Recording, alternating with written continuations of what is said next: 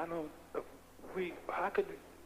why we allow ourselves to, why are we in this condition? Why can't what's in us, the inner being, be brought forth, and the greatness that Allah subhanahu wa ta'ala put upon us? Our ancestors, these are things that our ancestors did, and we are the children, our children's children. No.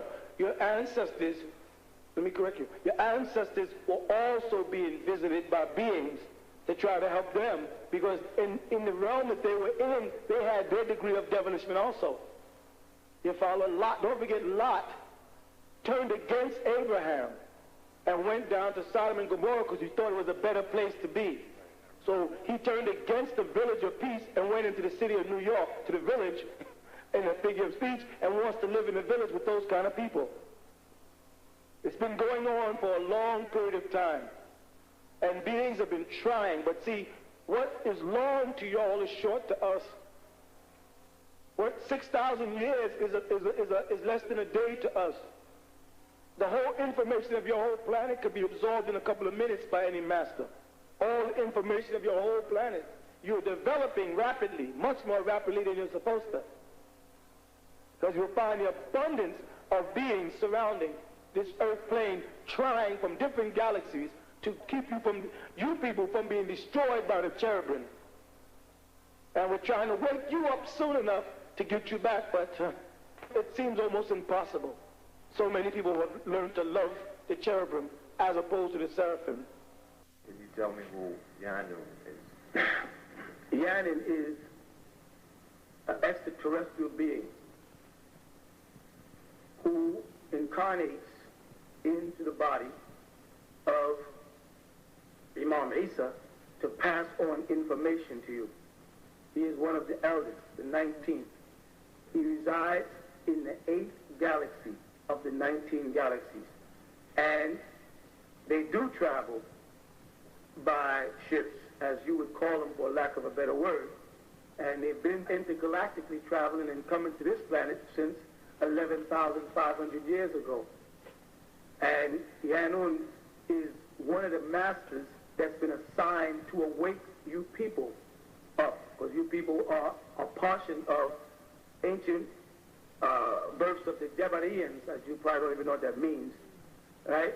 And some of you must be woken up, and so masters would come. The master that you saw was called Rama. If you would have gotten a closer look at him, he comes from 4,000 years before Jesus. If you would have got a closer look at him, you would have saw that he had white hair and red eyes. He's a caramel complexion, fairly thin, and his name is Rama. He visits this planet many times. He lives in Shambhala. I don't care how crazy it sounds to you, or one day you'll find out it's true anyway. That in the center of your planet, there is another world. In the center, there's subterranean pathways to different chambers in the center of your planet. The pyramids are entrances there, and so are the pyramids out in South America and the Nairobi Desert, and out at the Antarctic is the entrance in. And Yanun is one of the masters of the school of the bird. They call him the feathered bird. This is why in South America, when they look over the sky and they see this image of this bird on the ground, that is his school. So certain arriving masters to this plane knew what school they would go to. Each galactical, body had their own school on this planet. Muslims don't realize that throughout the Holy Quran, when Allah subhanahu wa ta'ala is speaking about angelic beings coming to earth, you even turned them because of Christianity in the 18th century into little white babies with wings, when you're talking about celestial terrestrial beings or extraterrestrial beings who have been visiting y'all for a long period of time. Because some of you are the sons and daughters of extraterrestrials who came here, and you have to be brought back to power to defend this planet against the destruction by Azazel and what they refer to as Lucifer and the other 200 fallen angels, which were again extraterrestrial beings who invaded this planet 6,000 or 5,000 some odd years ago and have been ruling, and have caused the masters to either hover or or to go into the subterranean parts of the planet, and they just come up to either ascend to the earth to teach man, or they will make intergalactical communications, leave and come back. And this is what Elijah saw. This is what Jesus said when he said he was caught up in a whirlwind in the cloud and went up. The whirlwind in the cloud is the ship itself. Elijah was taken up in a chariot, and Enoch was translated into heaven by his chariot. It's throughout the scriptures. And 3 men visited Abraham at his tent, and then one went up, and the other 2 went on down into Sodom to try to talk Lot and his family into coming out.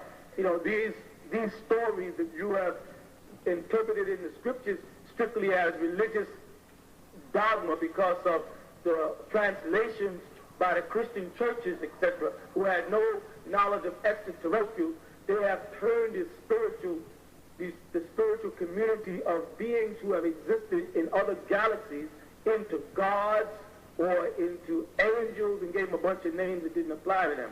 And so you just happen to mention one who was very powerful, Yanun, his name is. They say Yanin, it's pronounced Yanun, depending on the dialect of what galaxy you're in, the pronunciation changes. And the one you described was another one called Rama, who's asking you about Yanin, because Yanin is assigned to give you all answers about the things that you need to know in this time and the time that you've come from, to be able to distinguish the 144,000 who would be those extraterrestrial beings, prepare them to create that whirlwind and make that ascension out of this state, which they call the rapture, rising up from the earth while it goes through its turmoil with the Lamb, as they refer to him, which is merely a symbol of a humble being from an extraterrestrial. That's why the Quran says, we sent you down to earth. See, they keep missing it. Says, when there's a turmoil in the garden in heaven, that we cast you down to earth in the Quran. From where? The angels come down from where? From floating around in the sky. No, they sent you down to Arbuk, which is Earth, the blue planet. They sent you here from other galaxies. When you violated the law, intergalactical law, you was cast down here like prisoners. You all are away with, as you would call it. I don't know a better word for it. That you all are assigned to a prison. Earth is a prison that you all are in. And you are people who rebel, who would listen to Satan, as you call him, which was Azazillah then, or Tanush. You listen to him. You follow? And you've been assigned to earth until you overcome that. Until you turn and give your total reverence to Huwa, Allah, Allazi, La ilaha illa Huwa. But you incorporate in that, even that when you say Huwa, you have to say God, Allah, God, God, Allah. You keep interjecting. You personify him and said he was Master Farad Muhammad, or he was Yahweh ben Yahweh. You always have to do something rather than to just serve the omnipotent source of the Hawa, or way is inside you, the essence of life. So now you've been assigned to this prison, which is called Ardut, the blue rock, earth, until you, which they say, are born again. And born again of what do they say? Of the body or the spirit? Of the spirit. Y'all must be born again of the spirit. You must be transformed from being this mortal being who is destined to die back to immortality. You follow? You must become a supreme being again in order to be worthy of intergalactical traveling again. So now what has happened, the devil's seed is in the earth, mixing in with the God seed, as you'd have it, and it's keeping y'all bound to the planet and creating new dogmas every day, new deviations from the fundamental truth, and calling it religions and sects and all different types of denominations, Sunni, Shia, Ahmadiyya, Bilalian, black Muslims, Hindu, Buddhists, and just creating new dogmas to keep you from seeing the straight, the Sirat al-Mustaqim, as they call it, the Sirat al-Mustaqim, the straight way of those who made the pathway through the galaxies. The Sirat when they say in the Quran, اهدنا الصراط المستقيم صراط الذين أنعمت عليهم غير المغضوب عليهم ولا الضالين. They're telling you, I want to be guided اهدنا الصراط المستقيم. I want to be guided to that way. I want to get back out of here. صراط الذين أنعمت عليهم. You know what I mean? That sirat of those who you have given your grace, Allah Ta'ala. غير المغضوب عليهم ولا الضالين. I don't want to be like those people who got the everlasting curse, who's damned to this earth forever. ولا الضالين. Or those who deviated off that path that was leading from Malakut to Nasut and went somewhere else. Or as they translated in modern times, have left the path of Deen al-Islam and went into other denominations of thought. And you deviate from the path of Deen al-Islam when you deviate from the path of Millah Ibrahim, when you deviate from the religion that Allah Ta'ala gave to the Prophet Adam, which was the way you should work your way back to Jannah to Idris, back out of this plane and back into Malakut, the domain of angelic beings from which most of you have come. But some people here have made an everlasting pact with Azazillah or Tanush, this being who tried to overthrow Mikael in Malakut prior to the birth of your planet. As a result of that, was cast down. Some mortals have succumbed to him and begin to worship him in a subtle kind of way. One of his names is God. And they have taken it and called Allah God and Jehovah God in Akhira, etc., etc., etc. You follow?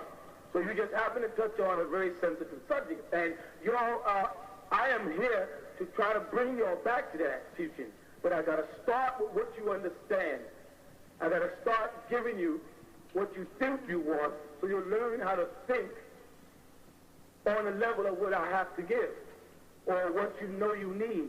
But I can't start by pouring out. I've been teaching for 20 years on earth, in and out, visiting in and out of here. Different beings speak to you at different times through me, trying to answer all of your questions to prepare you for the real knowledge, the real information that you have to have after you get through wobbling in how great you are and how you got here and how you're Abraham and you're Keter and you're this. When you finish all that ego tripping, then I can get down to teaching you the truth about things and prepare those who are supposed to leave here, to prepare so when the ship does come, they can go. You follow? And I know that sounds crazy, but he wants to make me sound crazy. That's why he made movies like Star Trek, because he knew this knowledge.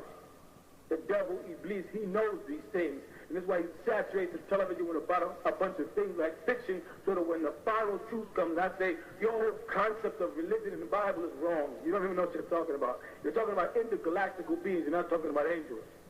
You're talking about the ultimate source of all existence. You're not talking about God and Jehovah. Those are just expressions. When you say Allah, you're saying El-Hua, Yahoo, oh, he who is. And you cannot define him while still confined to this prison called the physical body.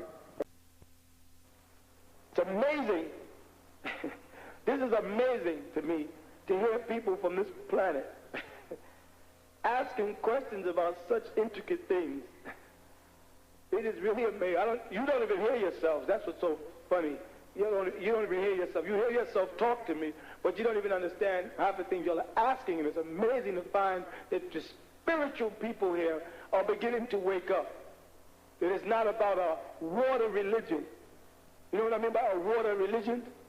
When they dip you in some water and say you're baptized, or you go to Mecca and then say I'm a Muslim, where it's just a physical aspect of the deed.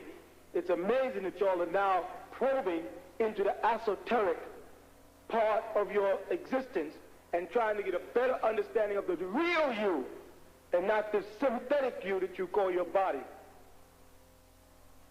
It's a wonderful day. El Hadi, I want to ask a question. First of all, wait, let me correct something. El Hadi is my father's name. Imam. Okay. What is meant lately?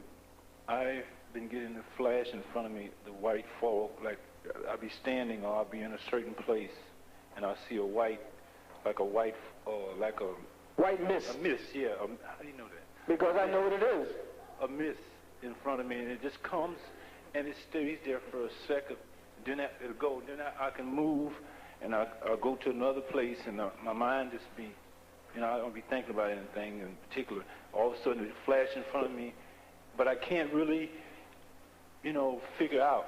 You haven't. See, the thing is, you're looking at beings who are here in the Earth's atmosphere, trying to reverse the negative flow of current that's here. Okay? You can't assimilate them because you haven't developed the inner part of you. You're developing, but you have not developed the inner part of you to be able to focus on them and take shape the way you do physical things. Meaning, human beings are under the impression that when they look at something, they really see it, and they don't.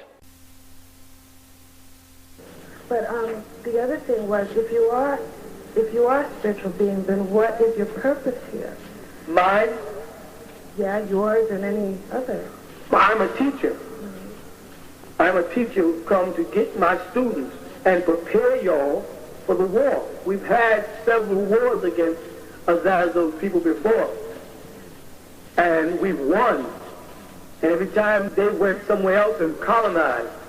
Now they've colonized here and they've gotten you. I've got to come and separate you from them and turn you back into spiritual people so we can conquer him, which is whom y'all call Satan. And prepare y'all to go back to Malachi. Malachi, what you say? What is that? There's three domains, and then there's lower and above. Nesut, Malakut, and Lahut going up. Nesut is the abode of humans, which is what y'all are, the ones on earth. Malakut is the abode of Malaik, angelic beings, as you call them. And Lahut is the throne of the omnipotent with the seven veils. You follow? Okay. Solid, liquid, and gas. Okay. You're in solid. The angels are in liquid, and the Almighty is in a form of gas. Okay. All right? Now the liquid can become vaporized into gas or hardened into a solid. Now I'm here to turn the solid back into a liquid, and then back into a gas. You follow? But they're so intermingled with the mortals here, it's harder to find who's who anymore. They're so well trained to act like the devil and live like him and want like him and love like him and lust like him, and it's hard to find the good ones from the bad ones. Now, it's quite a confusing job because you meet people, you think they're spiritual beings, you start teaching them, and they're really physical, nothing but physical, total physical, and it becomes bewildering. How would I know for myself? You do know it for yourself. You already know if you're a spiritual being because you're not content here. When you look up at the sky, you get this fear. When they discuss UFOs, it doesn't frighten you. You want to be picked up by them. It's a difference. Other people say, not me, I'm not going to fly football. Then there's another people that say, why don't I see them? You even look up at night out your window and say, why can't I see one? When I took in the congregation from this community, I said, you want me to prove to you that they exist? I took hundreds of them to the mountains and said, now watch, they're going to come from that direction. And I called them and they came. And they hovered above them. They saw with their own eyes. But they can call anybody crazy if they want. As long as I got company in this insanity, I feel good. But they saw with their own eyes the ship. And I told them what to chant, and they chanted, and the ship came close, beamed light, and took off. I said, those people are waiting to take you. And that was it. That's my job. And you have got to accept it before he realizes how dangerous I am, and then I'll have to leave. Is it true that we are able to capture the devil if, by acting righteously and being more positive, we would lure him into a trap? Yes, that's the only way to defeat the devil is to trap him. You won't destroy him because he's an angel. You can trap him. And the bait is your righteousness, not your imitation of righteousness or portrayal of righteousness, but sincere righteousness. He is attracted to this city that we're trying to set up of peace. He has no need of the waste in the street because he controls them. They don't realize it, whether they call themselves Muslims or not. They just don't know he controls them because they don't know who he is. They don't know his approach. Right? What he cannot, what he was never able to do is in the time of the Prophet Nabi Musa, alayhi salam, Moses, had set up an ark of the tabernacle. And that's the thing the devil wanted to get. And that's why they had cherubim, 2 cherubim with folded wings on the ark of the tabernacle. Because the cherubims who, after the fall, became aiders of the seraphim, became protectors against their own host. The flaming sword, as they call it, which are used in your medical symbol.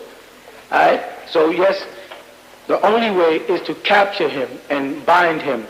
But he's attracted to righteousness. He knows that he has the world. He has everybody that you basically see on a day-to-day basis under his control who have their own opinions without any points. They have their own philosophy, what they think the truth is without any real knowledge. I've come to find out, especially Americans, Caribbeans, people like that, when you talk to them, they got all this philosophy and you ask them, in which language do you get this meaning? The devil's language, English. They interpret from the translation of the Yusuf Ali Quran or the King James Bible, and they'll come in and quote to you as if they found some philosophical truths or some English translation of the Kabbalah or the Kabbalion or something some devil wrote, and here they got this new divine interpretation flowing to them, and they justify by saying it's not what language is, what's in your heart, etc., etc. The devil loves all that. He loves all those philosophers and those teachers and those scholars, all these imams. He loves these people because these people are just what he wants. This is why we've made, over the years, many predictions that came to pass. Many of them. I mean, unbelievable predictions from a day-to-day, week-to-week, month-to-month, and sometimes year-to-year basis that came to pass. And the devil has never made a public spectacle. They're not going to let Imam Isa get in the limelight, because they know that if I sat on the podium, they couldn't bring nobody, be he Jew, Christian, atheist, against me to stand against the truth. Because they've proofread the books. And by reading the pamphlets the same way you do, they're saying, this man here is dangerous. Or to attack them verbally and make him have to go before a council and defend himself, he'll make us look stupid. They know I can get up and make them look stupid, so they can't have that. You follow? So the devil is deeply attracted by our community. The people inside, not the people outside, who tell people they're with us, but they're not with us. They're not inside the gates of the tabernacle, and they're not with us. I don't care how much they say they're Ansari. They don't have the blessings of the silsila of the Prophet or the Mahdi, because they have not picked up the cross and suffered with us. It's like people say, I'm a follower of this Jesus, but they're saying they're a follower of Jesus from another city. I follow Jesus, but they won't travel to the city and sit down and sup with him and break bread because they can't get along with each other. I don't like this brother. I don't like this person. I don't like this. I can't live like this. I can't eat this. And all of these same people say in the back of their mind, if I could only get to the mystical schools and study in the pyramids and learn the esoteric knowledge, and then they're worried about how much butter they have on their bread. Same person in the same breath who's professing to be so mystically inclined and so interested in the esoteric knowledge of Islam can't even suffer living amongst a bunch of brothers and sisters of his own. So it's a bunch of hypocrisy. So the devil's greatest strength and asset is that people don't know who he is, and he doesn't have to make an attempt to get black people because they go right to him and give their souls to him by imitating him and emulating him and dressing like him and working for him and living in his way of life. So the devil don't need to tempt you people. You're just giving yourselves right to him. Only time you're going to defeat the devil is when you defeat everything he stands for, turn against everything he's about. And then, like Job, if you read it, he'll turn his attention to you. Because then the Lord can say, like in Job, yeah, the devil said, I'm walking to and fro in the earth in Job 1. And what did the Lord say? Have you considered my servant? Yes, I had one more part to that question.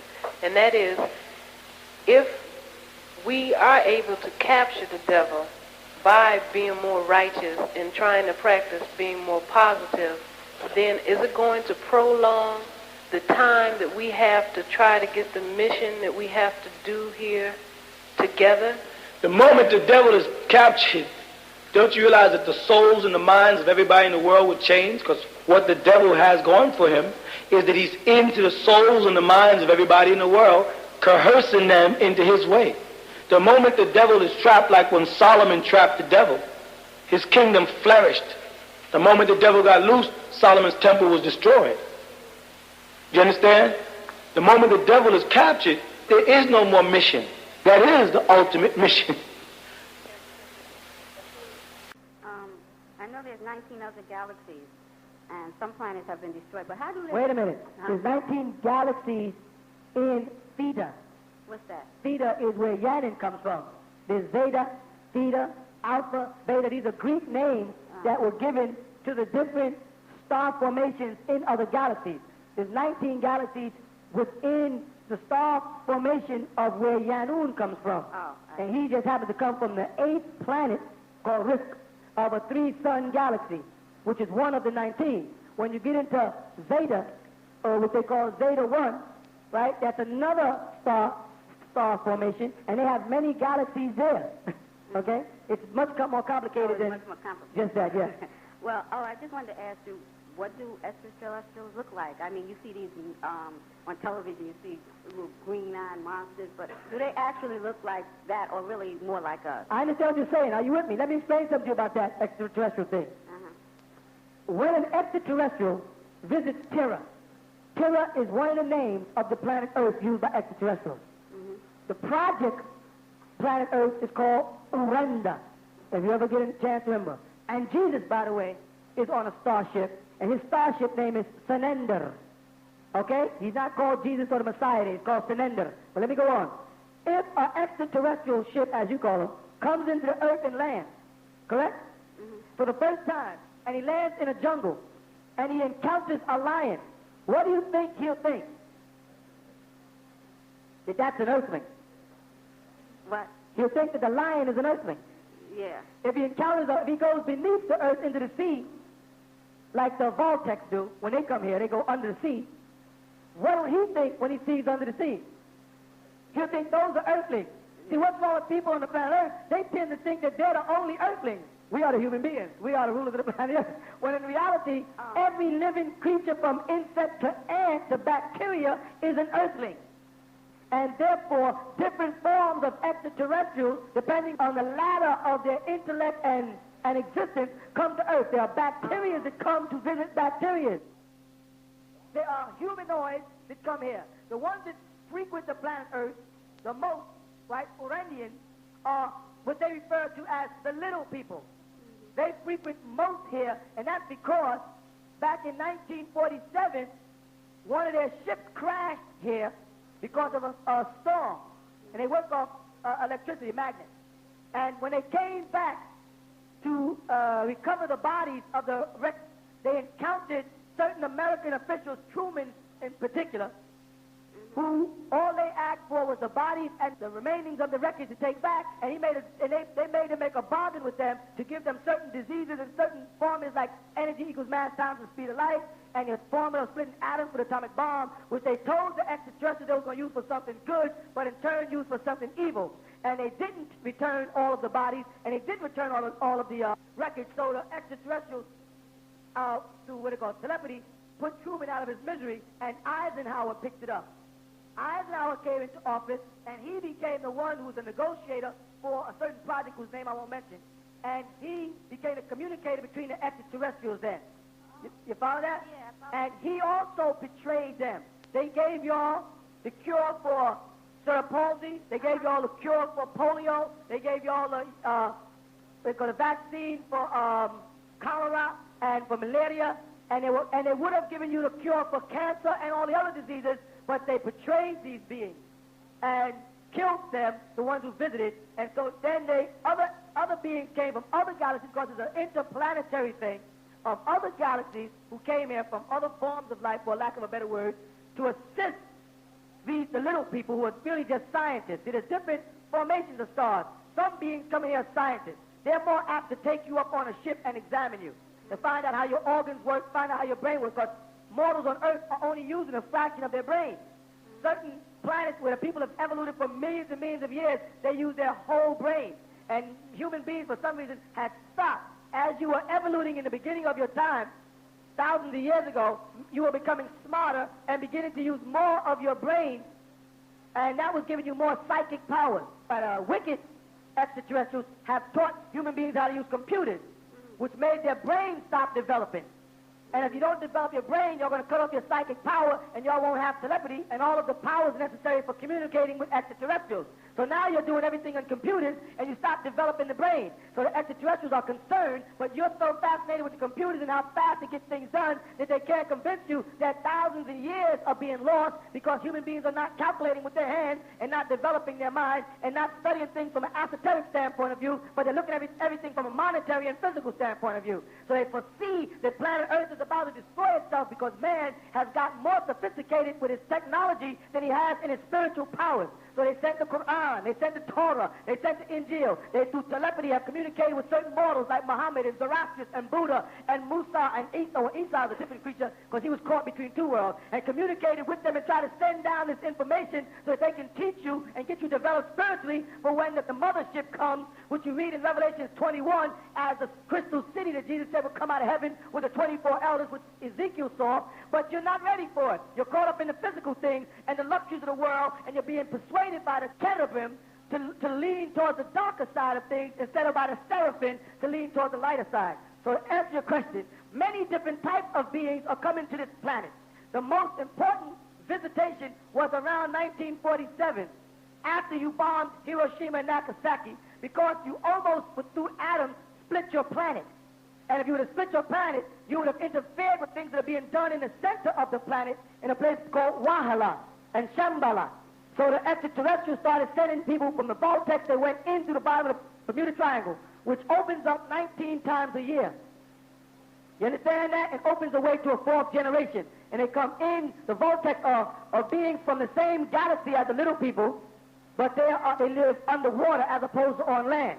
And they come here when they're living under the sea here in the Atlantic Ocean and different places, and they have empires there. And everybody is working to keep you from destroying the planet so y'all can develop. The only thing that cannot be done is they cannot interfere with the natural course of your planet, because it'll be thrown into a star holocaust, meaning the magnetic field of the planet will be reduced, which y'all are doing anyway by removing the ozone layer.